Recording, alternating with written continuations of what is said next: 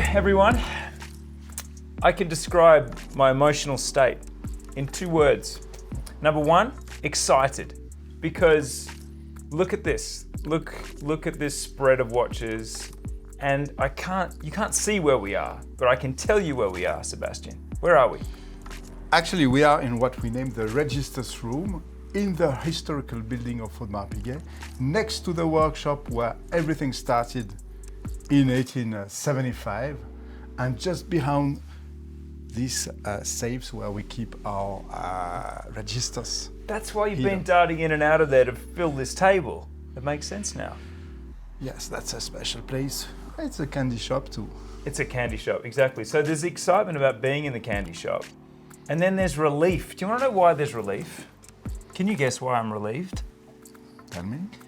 Because I am so sick of being asked about the bezel screw alignment on Audemars Piguet. I can solve this for you. Yes, you. The headline of this video is the bezel screw mystery solved forever. Sebastian, yes. We have so much to talk about, but I want to start there because my excitement and my relief crashed together with the idea that with this simple screw and bolt. Yes, when you look at the Royal Oak, actually the 8 screws that are here are quite small. They are hexagonal and they are positioned in a way that creates a round line. If you try to screw or unscrew these screws from that side, you don't kill only the screws, you kill the bezel. And I can tell you some people tried. So when the watches come back at the client service... You fools. Yes. So the secret, when you want to screw a screw, no specialist, no engineer, nobody is able to predict the exact position of the line. Yes. It's impossible. Impossible. The only way is to pre-shape the position, to have it not round but hexagonal, to put it inside the bezel and then to screw from the back.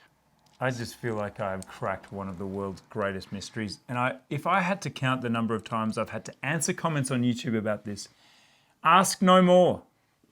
But that's not all we're doing here today, is it, Sebastian? Because we have a deconstructed Royal Oak here. We have, just quickly nip over here, Marcus, we have the earliest known Royal Oak on the planet in its original packaging, the A2, which was one of only 4 Royal Oaks displayed at Basel in 1972. The perfect setting to talk about a little bit more about the construction, but I had to start there because I'm sick of you asking about it.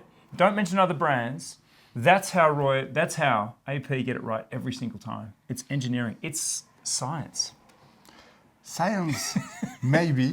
Mechanics, engineering, design, for sure. Okay, tell me more, because we're off to a flying start. There's one other huge thing, mystery that, how do we say this? Okay. So this drawing of Gérald Jonta was made in one night, supposedly the night before the 11th of April 1970. And maybe it took only one night, but it's the result of 20 years of experience. Mm-hmm. Because this is the perfect, actually, combination of a circle in the center and a kind of rectangle that creates actually a rounded octagon that links the bracelet, the tapered bracelet, with the round dial. Mm-hmm. Gérald Jonta was inspired by a child memory when he saw divers into the Lake of Geneva, and their life was actually owned by the quality of the gaskets and the bolts. But there were 2 bolts, or 4 maybe, we don't know. It's not a question of shape, it's a question of a symbolic resistance. And this is why Mr. Jonta has decided to show the screws. That was not decent at the time, that was really rule-breaking. A screw in watchmaking, a luxury watchmaking, you don't look at it, you don't see it, you hide it. Yes. But here it is mise en scène, it is a scenography of the screws. Why? Because it shows the resistance. And inside that case, there is the largest gasket ever in the history of watchmaking before actually the Royal Oak, especially in wristwatches. Why is it so large? because, yes, it is made like a diving gasket, and it goes through the whole case. That's And amazing. it is compressed by this system of bolt and screws between the case back, monohull case back, which is as well the middle case, and the bezel. It's very simple. Yeah. And this is why I think the other part of this story is that this is why you get your watch serviced. Because rubber is perishable. After however many years, you can imagine the shape that your gasket is in. And I think that's the first thing that comes to my mind, is that in this object that looks completely indestructible, there is actually a component that's critical that is going to be wearing the slings and arrows of outrageous heat and all the abuses we give to our watches. That's true. A watch needs to be serviced, it needs to be cared of. If you don't take care of your watch, just like if you don't take care of your house, Yeah.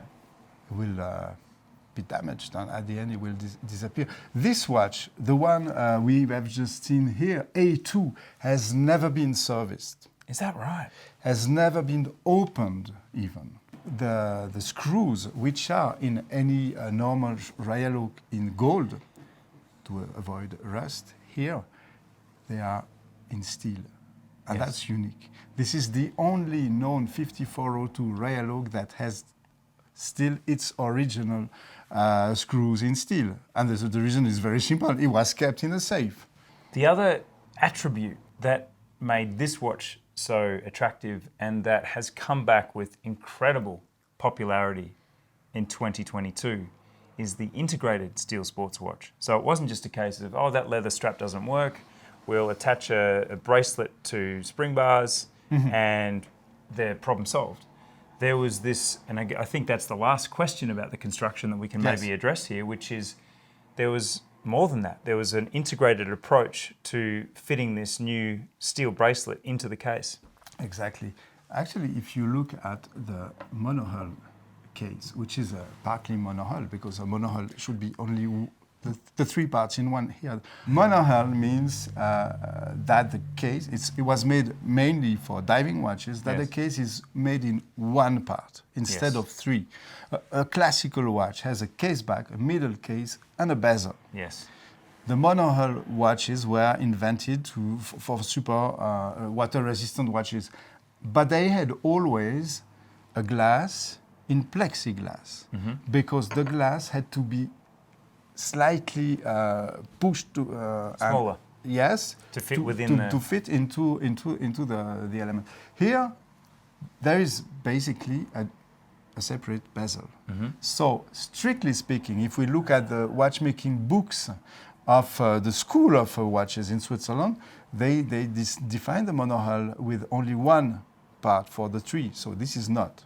Yes. But the collectors community and many people consider a monohull can be made in two parts. It's often the bezel with the middle case. Here, it's the middle case with the case back. Why was it so important? For water resistance and for thickness. It is so thin, thanks to the fact that there is one part less. Yes, you can look at that. The case back is as beautiful as the front case. And it was one of the most complex components ever made in watchmaking history, especially in steel. So what I would like to add concerning the bracelet is that the first link of the bracelet is part of the case. If you look at it from that side, clearly the question is it the case? Is it the bracelet?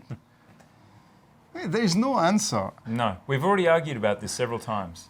Because the diameter of a Royal Oak, this is a 41 millimeter watch, but that doesn't include the first, I would say, whether you call this the lugs, whether you call this the first sort of end link, it's, what do we call it? But that's why people say Royal Oaks wear bigger, is because that component, that part of the case is not included in the case diameter. And that's also why the Royal Oak is out of these categories, traditional categories of watchmaking. Is it monohull? Yes and no. Is it an integrated bracelet? Yes and no. It's different. It's is. something special. Yeah. Because normally an integrated bracelet cannot be unset. Yeah. It's part of the case. You Yes. cannot unscrew. And here there are 2 screws on the side. You can remove it. Yeah, You right. can replace it. You can replace it with a leather, actually, a bracelet. Mm-hmm. So it's a different object. Well, look, we've solved several mysteries today.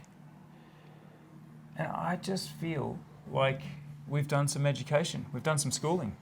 We've learned actually by studying this extraordinary watch, Yeah. by digging into it, by Pulling it apart. doing these articles for AP Chronicles. Look at this. Look at this gasket. I mean, it's quite extraordinary to read AP Chronicles, which you should do, because it is an extraordinary resource. It's a rabbit hole that you just keep falling down. And throughout that, you'll read about things like the incredibly large gasket. And for me, I couldn't visualize that. Coming here today has helped me visualize that, and it's solved for all time the Yes. mystery of the perfect bezel alignment. So let's hope you all, I'm going to put this as our trailer video so that everyone can watch it, and I just don't have to answer this question anymore.